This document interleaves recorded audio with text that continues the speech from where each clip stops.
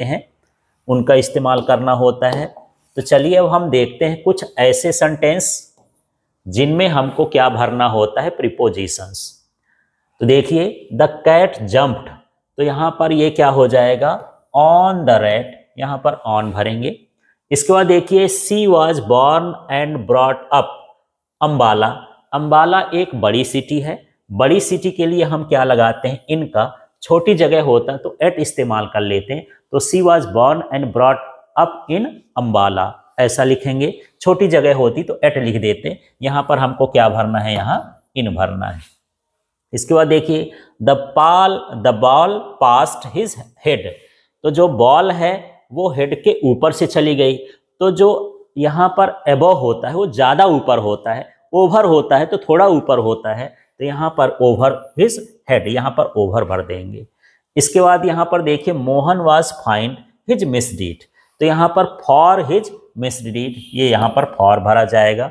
यहाँ पर देखिए, Rohit prefers milk to tea, अब ये एक स्पेशल सेंटेंस है, अक्सर आते रहता है क्योंकि इसमें हम कुछ भी भर देते हैं। तो जब प्रिफर्स वाला आ जाए, टी का आ जाए, तो हमेशा इसके पहले क्या भरना है, टू भरना है। तो आपको ध्यान रखना है। इसके बाद हम 6 नंबर में आते हैं और उसको देखते हैं।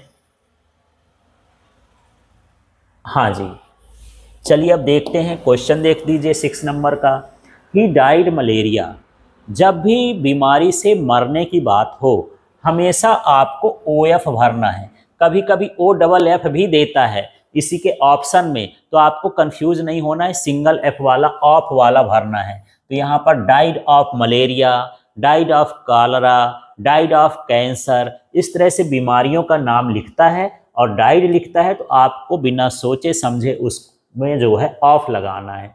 फिर देखिए, you can write with a pencil, तो यहाँ पर आपको क्या लिखना है, विथ लिखना है। He is fond classical music, जब भी फॉन्ड आए किसी सेंटेंस में तो फॉन्ड का मतलब यहाँ पर ये है कि ये ऑफ से ही सेटिस्फाई होता है। He is fond of classical music, तो इस तरह से है।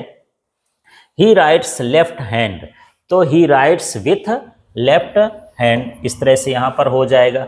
हिज अंकल इज डाइड, फिर से ये डाइड आ गया, बीमारी का नाम आ गया, हमेशा डाइड और बीमारी आए तो वहाँ पर ऑफ ही भरना है।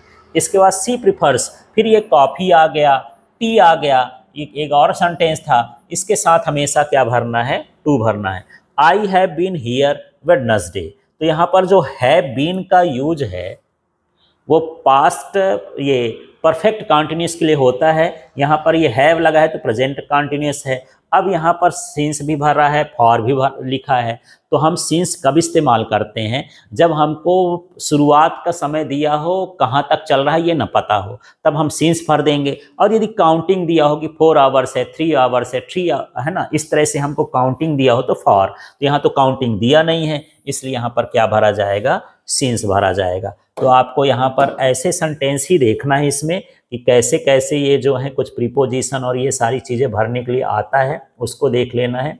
अब देखिए, he is afraid of dog, अब यहाँ पर देख लीजिए, जैसे बीमारी के साथ होता है ऑफ लगाते हैं, वैसे अफ्रेड शब्द आ जाए हमेशा ऑफ भरना है। यहाँ चाहे डॉग्स आए, टाइगर आए और कुछ भी आए, कैट आए, यदि यहाँ पर अफ्रेड आ गया मतलब यहाँ पर हमेशा आप क्या भरेंगे, ऑफ भरेंगे। Do you usually go out on Saturday, तो डे के लिए हम यहाँ पर ऑन लगाते हैं।